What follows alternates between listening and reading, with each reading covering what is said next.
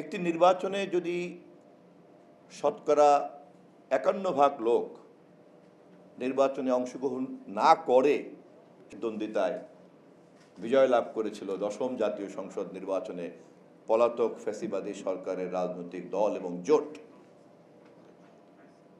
একটি নির্বাচনে যদি শতকরা ৫১% লোক নির্বাচনে অংশগ্রহণ না করে নগদ নিয়ে এলো হার না মানা হার অফার।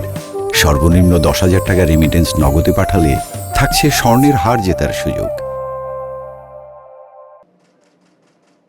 কৌশল অথবা ধূর্ততার মধ্য দিয়ে নির্বাচনের নামে ভোটারদের অংশগ্রহণ ছাড়াই কিন্তু নিরঙ্কুশ সংখ্যাগরিষ্ঠতা নির্বাচন ছাড়া অর্জন করা গেল। আমি যারা সময়ের দিকে ফিরে তাকাবেন, হাসান আহমেদ চৌধুরী কিরণের এই বইয়ের উপলক্ষে তাদের সকলকে দূরবীন দিয়ে ওই নির্বাচনটাকে আরো বিশ্লেষণ করার জন্য আমি আবেদন জানিয়ে রাখলাম। দ্বাদশ জাতীয় সংসদ নির্বাচন এদেশে এবং বিশ্ববাসীর কাছে নিশিরাতের ভোট হিসাবে পরিচিত। আমি নিজেও একজন প্রার্থী ছিলাম ওই ভোটে। প্রায় ১ মাস ১০ দিন আমাকে আমার নিজের বাড়িতে গৃহবন্দী করে রাখা হয়েছে। আমার বাড়ির সামনে বিডিআর আর্মি ক্যাম্প বসানো হয়েছে। রাতের বেলায় বিডিআর সহ ছাত্রলীগ যুবলীগ দিয়ে ঘেরাও করে আমার বাড়ি থেকে সবাইকে গ্রেপ্তার করে নিয়ে যাওয়া হয়েছে। সাজানো নাটক ছিল অন্য। ওখানে একটা এমন নাটক তৈরি হবে যেখানে আমি হব লাশের দায় দায়িত্ব গ্রহণকারী খুনের আসামি। সর্বশক্তিমানের কৃপায় নাটক আর সেই গতিতে এগোয়নি। এভাবে সারা দেশে নিশিরাতের নির্বাচন হয়েছে।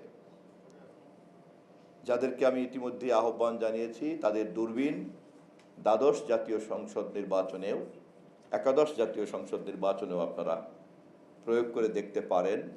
নিশিরাতের নির্বাচনের এই কালচার তৎকালীন সময়কার শাসককে যেমন একটা ধূর্ত এবং একজন সব সমস্যার সমাধানকারী রাজনীতিবিদ হিসাবে হাজির করেছিল, তেমনি কিন্তু ২০২৪-এর ৫ই আগস্টের গণ অভ্যুত্থানের পলায়নের শর্ত তৈরি করেছিল কিন্তু ওই ধরনের একটি নির্বাচন। তারপরের নির্বাচন দ্বাদশ জাতীয় সংসদ নির্বাচন। সেই নির্বাচনের সময় আমি সহ আমার দলের সকল নীতি নির্ধারকরাই কারাগারে বন্দী ছিলাম। দেশের বিরোধী দল কেউ অংশগ্রহণ করে নাই এবং এরকম একটি প্রতিদ্বন্দ্বিতাবিহীন নির্বাচনকে নতুন নাটকে আমি ডামির নির্বাচনে পরিণত করা হলো এবং নিজ দল থেকে ছদ্মবেশী প্রতিযোগী দাঁড় করানো হলো। তারপরে সেই নির্বাচনের আয়োজন করা হলো, কিন্তু দেখা গেল শতকরা ৯০% ভোটার নির্বাচনে অংশগ্রহণ করে নাই। নির্বাচন বর্জন করার মধ্য দিয়েই সেই দিন জনগণ বার্তা দিয়েছিল এই ধরনের নির্বাচনের নাটকের উপরে ভর করে যেই শাসন ব্যবস্থা, ফ্যাসিবাদের যেই নির্বাচনের মোড়ককে ব্যবহার করার যে ধূর্ততা, ইতিহাসের গতিপথে তা টেকে না। ২০২৪-এর ৫ই আগস্ট কারাগারে বসে সে একই দৃশ্যই দেখলাম। আমার সৌভাগ্য হয়েছে কারাগারে বসে এই পরিস্থিতিগুলি দেখার কারণে অন্যান্য মানসিক চাপ কম ছিল এবং পর্যবেক্ষণ ক্ষমতাটা অনেক নিবিড় ছিল। আমার পর্যবেক্ষণ ক্ষমতাটা তুলনামূলকভাবে একটু গভীর ছিল এবং কেন্দ্রীভূত ছিল।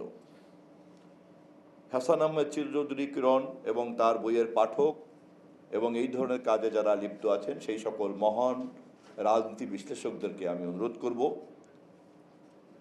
ফিরে দেখা সেই সময়ের এই তিনটি নির্বাচনের রাজনৈতিক সামাজিক প্রেক্ষাপটকে আরও অনেক বেশি বেশি করে পোস্টমর্টেম করতে হবে এদেশের গণতন্ত্রের স্বার্থে। ফ্যাসিবাদী মনোজগতের মূল উপাদান কোথায় থাকে আরও ভালো করে বুঝতে হবে।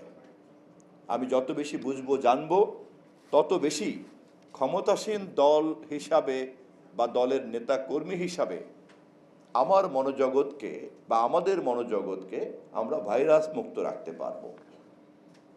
এই অধ্যয়ন এবং এই ধরনের পুস্তক, এই ধরনের প্রকাশনা, এটি হচ্ছে সমাজে অ্যান্টিভাইরাস হিসাবে কাজ করবে, যাতে যেই সমস্ত রাজনৈতিক নেতাকর্মীরা আমরা ক্ষমতার নাড়াচাড়া করি বা করব, তারা ওই ভাইরাস থেকে মুক্ত থাকতে পারবো যদি ফিরে দেখা সেই সময়ের ইতিহাসের সঠিক শিক্ষাগুলিকে আমরা সঠিকভাবে চিহ্নিত করতে পারি। দেশনায়ক তারেক রহমানের মন্ত্রিসভার একজন মন্ত্রী হিসাবে ফিরে দেখা সেই সময়ের বক্তব্যের এই পর্বে আমি গণমাধ্যমের মাধ্যমে দেশবাসীকে এ ব্যাপারে আশ্বস্ত করতে চাই, ইতিহাসের শিক্ষা আমাদের সরকার লাগাতারভাবে চর্চা করবে। আগামী দিন গণমাধ্যমে যদি আমাদের সরকারের এই প্রতিশ্রুতিকে জনগণকে জানাতে পারেন, আমি খুব খুশি হব। কারণ আমরা বিশ্বাস করি যে ইতিহাসের শিক্ষা গ্রহণ করা এবং তা চর্চা করার মধ্যেই সঠিক সুশাসনের গতি নির্ভর করে। কিরণ আহমেদ চৌধুরী বাংলাদেশের বিতর্ক সংস্কৃতিকে অনেক বেশি জনপ্রিয় করেছে। যে সমাজ বিতর্ককে ভয় পায়, যে সমাজ বিতর্ককে নাকচ করে, সেই সমাজ একটা জলাবদ্ধতায় আটকে যায়। বিশেষ করে তরুণ বয়স থেকেই নতুন প্রজন্মকে, ভবিষ্যৎ প্রজন্মকে বিতর্ক এবং বিতর্ক করার জন্য যে ক্রিটিক্যাল এনগেজমেন্ট, যে ক্রিটিক্যাল অবজারভেশন, আমাদের উচিত আমাদের সন্তানদেরকে এ ব্যাপারে উদ্বুদ্ধ করা। কনফার্ম করার মধ্যে কিন্তু কোনো কৃতিত্ব নাই, সব কিছুতে হ্যাঁ হ্যাঁ হ্যাঁ, এটার মধ্যে কোনো কৃতিত্ব নাই। আমাদের পবিত্র ইসলাম ধর্মের নবীজি বুদ্ধি হওয়ার পর থেকেই তিনি তার উত্তরাধিকার সূত্রে প্রাপ্ত ধর্ম বিশ্বাসকে নাকচ করেই কিন্তু আজকের এই ধর্মের জন্ম হয়েছে। অতএব অন্ধের মতো কোনো কিছুকে মেনে নেওয়ার মধ্যে কিন্তু কোনো কৃতিত্ব নাই। হ্যাঁ, আমি মানতে রাজি আছি, কিন্তু তার আগে তো বুঝতে হবে আমাকে, এবং বোঝাবুঝির জন্য যতটুকু বিতর্ক আমার করা উচিত ততটুকু বিতর্ক করার মুক্ত চিন্তা এবং সৎ সাহস সম্পন্ন নাগরিক তৈরি করাই হবে ফিরে দেখা সময়ের মতো এই বইয়ের লেখকদের কাজ। আমি এই প্রসঙ্গেও হাসান আহমেদ চৌধুরী কিরণকে বিতর্ক সংস্কৃতির একজন প্রবক্তা হিসাবে এবং এই আন্দোলনের একজন পথিকৃৎ হিসাবে আপনাদের সকলের কাছে করতালি দিয়ে তাকে সম্বর্ধিত করতে চাই। আমাদের দেশে এই মুহূর্তেও তত্ত্বাবধায়ক সরকার ব্যবস্থা আদালতের বিচারাধীন আছে। এখনো পর্যন্ত আদালতের সেই চূড়ান্ত রায় না হওয়া পর্যন্ত এবং রাষ্ট্রপতির যেই আদেশের বলে আমাদের সংবিধান সংস্কার পরিষদ গঠিত হয়েছে, সেই সংক্রান্ত আলোচনা যেটি সংসদে চলছে তার মীমাংসা না হওয়া পর্যন্ত তত্ত্বাবধায়ক সরকারের ভবিষ্যতের সাংবিধানিক অবস্থানটা পরিষ্কার হবে না। তবে আমরা দৃঢ়ভাবে আশাবাদী, বিগত দিনের সকল গণ অভ্যুত্থান মানুষের এই রায়কে প্রমাণ করেছে, আমাদের দেশে দল নিরপেক্ষ তত্ত্বাবধায়ক সরকার ব্যবস্থা, যা দেশনেত্রী বেগম খালেদা জিয়া ত্রয়োদশ সংশোধনীর মাধ্যমে 6th পার্লামেন্টে সন্নিবেশিত করেছিলেন। যারা সময়ের দিকে ফিরে তাকাবেন তাদেরকে আমি আবারও মনে করিয়ে দিতে চাই, 5th পার্লামেন্ট বাংলাদেশের প্রথম তত্ত্বাবধায়ক সরকারের নির্বাচন। 6th পার্লামেন্ট বিএনপি এককভাবে নির্বাচন করতে বাধ্য হয়েছিল এবং অল্প দিনের মধ্যেই 6th পার্লামেন্টের অবসান ঘটিয়ে আবারও তত্ত্বাবধায়ক সরকার ব্যবস্থার অধীনে 7th পার্লামেন্টের ইলেকশন হয়েছে। 7th পার্লামেন্টের ইলেকশনে আওয়ামী লীগ নির্বাচনে বিজয়ী হয়েছে। আমাদের নেত্রী বিরোধী দলীয় নেতার দায়িত্ব নিয়েছেন। ইতিহাস প্রমাণ করে 6th পার্লামেন্ট দেশনেত্রী বেগম খালেদা জিয়া তৈরি করেছিলেন শুধুমাত্র সংবিধানের ত্রয়োদশ সংশোধনীকে সন্নিবেশিত করার জন্য।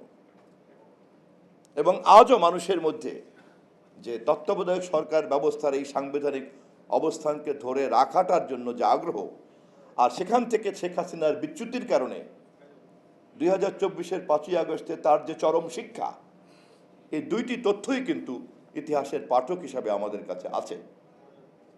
সে কারণেই আমি আবারও উচ্চারণ করতে চাই, ইতিহাসের শিক্ষা আমাদের সরকার লাগাতারভাবে চর্চা করবে। কারণ আমরা জানি এই শিক্ষার মধ্যেই সেই পথ নিহিত, যেই পথে আমরা ফিরে দেখা সময়ের আলোকে অবাধ দলনিরপেক্ষ তত্ত্বাবধায়ক সরকার ব্যবস্থাকে সাংবিধানিকভাবে পুনঃপ্রতিষ্ঠা করে দেশের অবাধ নির্বাচনের যেই যাত্রা নতুন করে শুরু হয়েছে 12ই ফেব্রুয়ারি, তাকে অব্যাহত রাখব। ধন্যবাদ হাসান আহমেদ চৌধুরী কিরণকে।